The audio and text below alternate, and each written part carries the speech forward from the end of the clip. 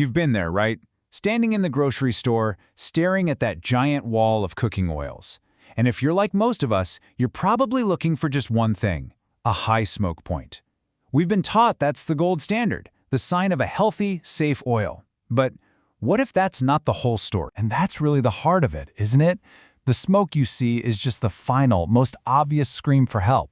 The real damage, the chemical breakdown, can start happening long before you see a single wisp of smoke, creating stuff you really don't want anywhere near your food. So, if the smoke point isn't the be-all and end-all, what is? Well, the real secret to a good cooking oil isn't just about how hot it can get before it smokes, it's all about how it holds up under pressure. The name of the game is chemical stability. To get this, we gotta look at the fats themselves.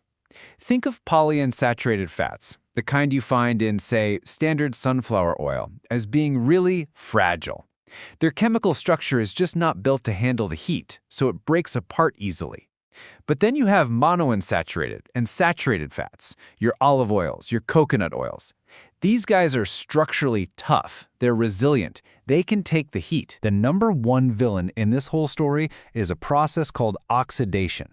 It's basically what happens when those fat molecules start reacting with oxygen, and heat is like pouring gasoline on the fire. It speeds the whole process up like crazy. This is the chemical reaction that rumins the oil and, well, creates all the trouble. So what kind of trouble are we talking about? When oil oxidizes, its main byproducts are these nasty little compounds called aldehydes. And this is where we need to pay attention, because some of these aldehydes are linked in studies to creating oxidative stress in our bodies. They're the specific bad guys we're trying to avoid here. Okay, so let's bring this chemistry out of the textbook and into your kitchen, because the science connects directly to the oils we use every day. The type of fat an oil is mostly made of is going to dictate exactly how it behaves in a hot pan. Take something like coconut oil or ghee. They are famous for being super stable at high temperatures. And the reason? It's simple. They're made of more than 90% saturated fat. That dense, stable structure we just talked about is what makes them so tough and resistant to breaking down. But hold on, here's a twist. You'd think refined is always better for high-heat cooking, right? Well, not so fast. Our source material calls this the refining paradox. See, when you refine an oil, you do get a higher smoke point and fewer impurities, which sounds awesome. But the process also strips away the oil's natural bodyguards, the antioxidants like vitamin E that actually protect it from oxidizing. It's a classic double-edged sword. So here's how it all goes down, step by step. You crank up the heat. Those fragile, unstable fats start oxidizing fast. Then those harmful aldehydes are formed. And finally, the oil molecules themselves can start linking together, which is a process called polymerization. If you've ever seen old fryer oil get all thick and sticky, yep, that's exactly what's happening. All right, enough with the theory.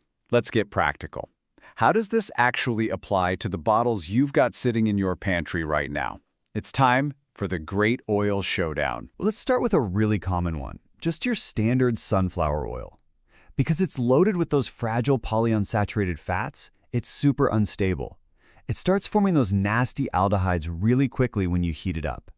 And even worse, if you reuse it or keep it on the heat for a long time, it can start creating trace amounts of trans fats and other carcinogens. Not good. So what about olive oil? This is a perfect example of why the type of oil really matters. That beautiful, green, extra virgin olive oil, it's amazing for salads or a very gentle, low-heat sauté. But all those wonderful natural compounds actually make it unstable at high temps. For the serious heat, you're better off reaching for a refined or a high oleic olive oil. It's packed with more of those stable, monounsaturated fats. And this brings us to the heavy hitters. Coconut oil, palm oil, and ghee are the undisputed champs of high heat stability. They are fantastic for frying, but, and this is an important but, you have to remember they are super high in saturated fat. And the sources are clear that this can raise both your bad LDL and your good HDL cholesterol. So it's just a health factor to keep in mind. So if you were to put them all on a chart and rank their stability, it would look something like this. Way up on the high end, you've got super stable coconut oil. Kind of in the middle, you have your refined olive oils. And then way down at the bottom, you find those fragile oils, like standard sunflower oil. So why should we care about all this chemistry? Well, this quote from one of our sources is pretty telling. Now, we always have to be careful here. You can't just draw a straight line from animal studies to humans. But what this tells us is that the warning signs are clear. Consuming these broken down, oxidized oils has been linked in animals to all kinds of negative effects, from oxidative stress to potential liver toxicity. Okay, we have thrown a lot of science at you. So what does this actually mean for you tonight when you're making dinner? Let's boil it all down into a simple, practical guide you can actually use. Let's just break it down by what you're doing. For high-heat cooking, like deep frying, your best friends are going to be refined avocado oil, ghee, and refined coconut oil. For your everyday medium heat sauté, a refined olive oil or rapeseed oil is a great choice.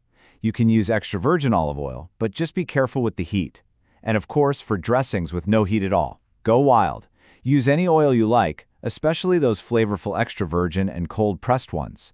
And definitely avoid using butter or those delicate oils for high-heat jobs. So really, what's the big takeaway here?